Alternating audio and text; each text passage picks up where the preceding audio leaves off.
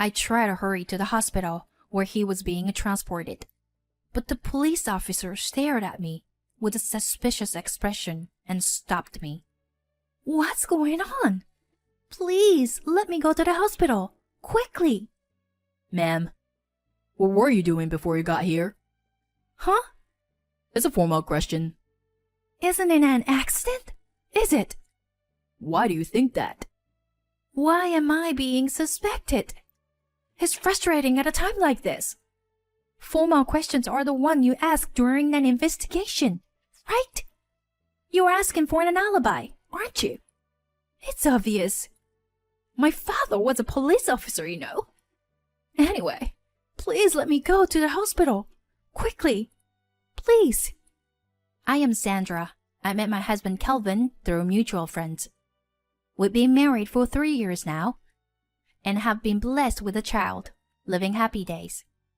We both work and we leave our son at a daycare, raising him together. I am very grateful to my husband. I believed that we would continue to live happily like this. But a year ago, while we built a new house, an unexpected trouble arose. The troublemaker was my mother-in-law. Our relationship had been such that we only met once every few months. To be honest, I thought we could visit her more often. But my husband didn't like that. He didn't explain, and I didn't pursue it. We built a house about a 30-minute drive from each of our parents' homes. Since then, my mother-in-law has been visiting our home about 2 to 3 times a week, and she comes unannounced, so we're often not home. She should know that, but she still complains over the phone.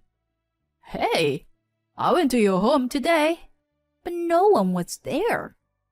You should be home when I come over. I can't take off whenever I want. You are a daughter-in-law. You should adjust to my schedule. And about my grandson, why does he have to go to daycare from such a young age? Our family has both parents working, so we've been relying on daycare since our child Kobe was 1 year old. My mother-in-law doesn't like that. If you quit your job, there won't be any problems. It's negligent parenting to send such a young child to daycare like that. Here she goes again. I really wish she would just leave us alone. I had no idea she would be so meddlesome in our family's affairs. We only met twice before, for the pre-wedding greetings and the wedding ceremony. At the time, my mother-in-law seemed to be wearing a mask. Now she is transformed into nothing but a nuisance. And this house? I don't know about it.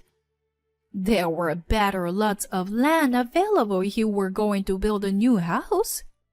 Why didn't you consult with me at all? Huh? But Kelvin and I made the decision together. I'm Kelvin's mother. It's only natural for you to run things by me, right? Huh? I think it's normal to watch over, but controlling their children is wrong. But saying something like that only adds fuel to the fire. I just let my unknowing mother-in-law's words go in one ear and out the other. Sandra, are you listening to me? Her stories go on, so I occasionally put my smartphone on the desk and start preparing dinner or something. Once she's finished venting, she hangs up, so I just wait for that. The phone calls are really annoying, but I can just pretend to listen, so it's not that big of a deal. The biggest problem is that she comes over to our house when my husband isn't here. He has weekdays off and works on weekends. Knowing this, she still shows up to our house on Saturday mornings. Of course, if I were alone, I would definitely pretend not to be home. But my little son reacts whenever the intercom rings. Oh, Kobe, you're so cute like your daddy. As soon as she opens the door, my mother-in-law clung to her grandson. I'm told that I look like Mommy. That's not true. Kobe, you have distinct features. This face belongs to your daddy. As my son says, people, other than my mother-in-law, say we are spitting images of each other. However, my mother-in-law doesn't want to admit it and denies it with all her might. Kobe, I have a souvenir for you today. I don't want it. Why not? Grandma chose it carefully, thinking that Kobe would be happy with it. Now, which one should we play with today? I don't think that souvenir being something a 3-year-old would enjoy. Thank you. I appreciate it. However, but I think it's a bit too early for this. So I'll wait until he's a bit older to use it. The thing that my mother-in-law lined up on the table were workbook sets for math and foreign languages. They were too difficult for toddlers and were at the level of elementary school students. Mom, can I play with Lego? Of course you can, honey. My son began to play with the toys in the room next to the living room. My mother-in-law didn't like it. Or rather, it was always like this, so I wanted her to learn something. I wonder who he takes after. My mother-in-law came to the kitchen and whispered complaints to my son. He's only 3 years old, you know? So it's too much for him to do elementary school stuff. So I'll let him use them when he's old enough to be that target age. You know, when Kelvin was about the same age, he was working on workbooks like that. Is that what he wanted? You know, it's a parent's duty to guide them. Well, there's some truth to that. Did your husband agree with that too? Her husband passed away when my husband was a teenager, so I had never met him. My husband often told me stories about his memories with his father, but he rarely spoke about his mother. Oh, he used to say that when children are young, it's best for them to do what they like. Oh, if you were still alive, you would have surely stopped this mother-in-law's rampage. I thought about my late father-in-law. But whether you become an excellent person or not is up to the parents. I think my husband is normal in a good way. He didn't graduate from any outstanding university, and he is just an ordinary person. If my mother-in-law's philosophy holds true, that my husband became an ordinary person as a result of her gifted education. By the way, I haven't received any gifted education from my parents. However, my high school was a local prestigious school, and my university was also considered to be in the top tier. My mother-in-law's theory has some truth to it, but I wonder if she was able to provide a stress-free study environment for her children. Thank you for the various helpful teachings. I'll think about the education while consulting with Kelvin. No, there's no need to consult Kelvin. I am his mother, and I'm giving you advice. Just listen to me quietly. She is just imposing advice, I thought to myself. Of course, I have already reported this to my husband. Every time, my husband stresses that his mother shouldn't come without an appointment and shouldn't come while he is not there. But she has no intention of listening to him. I had no way to avoid my mother-in-law, and I was starting to accumulate stress. Then, on one Friday, an astonishing fact was revealed. My son was not at home because he had a sleepover at a friend's house. When I returned home alone, I heard the sound of a TV from the living room. I cautiously opened the door to the living room and found someone lying on the sofa. What are you doing? Oh, you're back. You're late. Oh, where's Kobe? How did you get into the house? How? Sandra, please don't shout like that. Here, look at this. My mother-in-law showed the key in her hand. That's the key that Calvin lost, right? No, it's not. That child is always careless with his belongings. So I took it to prevent him from losing it when he comes to the house. That's called theft. What are you talking about? I only took care of it.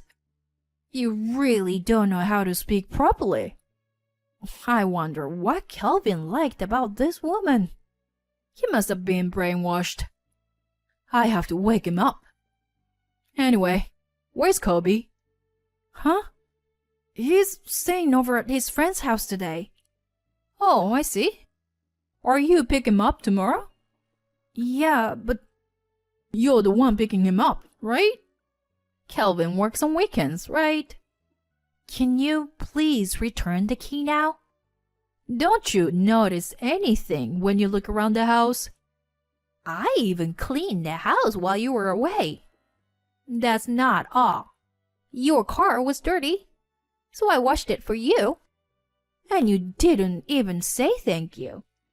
I'm sorry, but it's bad manners to enter someone's house without permission while they're away. I will report this to Calvin. You always tell Calvin everything, don't you? Because of that, he's always mad at me. You're such a useless wife who only causes trouble. Please return the key, quickly. I will return it without you telling me. You're such an annoying daughter-in-law. Goodbye. For my mother-in-law, she was surprisingly quiet and left easily today. I'm sure she did something wrong. I searched every corner of the house.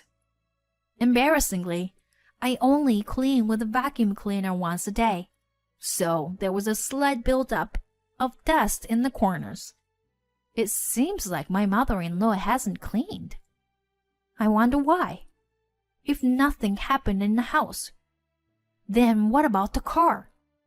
I checked every nook and cranny of the car, but there was no sign of anything having been done. What was she trying to do?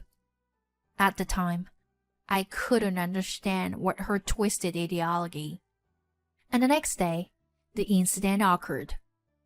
That day, my husband took a half day off to pick up her son from a sleepover and got into the car. Our friend's house was only 5-minute drive away, but after 40 minutes, they hadn't returned. Did my son ask to go to the supermarket to buy snacks? But my husband is the type to keep in touch frequently if plans change. Did something happen? When I picked up my phone, I received a message from a mom friend saying that my husband still hadn't come to pick up our son. My heart was beating faster and faster. I asked her to take care of my son for a while, and I rode my bike to our friend's house. When I turned the corner, I saw a police car. The light on the wagon car's display board said accident.